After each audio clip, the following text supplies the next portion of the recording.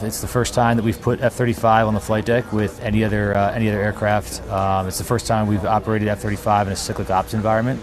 So the main mission of us with VX-9, VFA-125, and VFA-101 while on board here is to test the F-35 in a cyclic ops environment and see how it performs.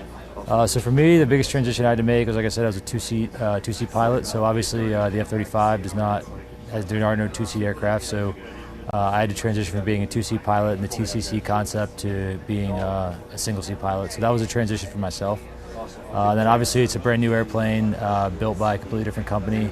So a lot of the mission systems are different. So you're learning, basically having to learn a whole new airplane was probably the biggest transition for me as well. So my job as LSO is basically for the safe recovery of aircraft on board the aircraft carrier. So what I do is I go on the LSO platform and I basically wave all the planes coming in and land and make sure that they're safe. Everybody does things properly. I grade them and get them aboard the aircraft carrier.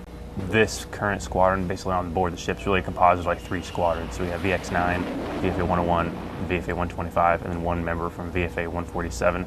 And this squadron basically is only coming together for this one boat deck. But the F-35 it doesn't have a ceiling on it right now. If you just keep going. The F-35, I'm a car guy, and I like to compare it to the F-18. It's kind of like a classic car. It's tried and true. It's been around for a long time. And the F-35, it's kind of more like one of the newer modern cars, a lot more software-based. It's a lot better in many ways, more advanced, easier to handle, a lot more user-friendly. So the F-35 is really good in those regards.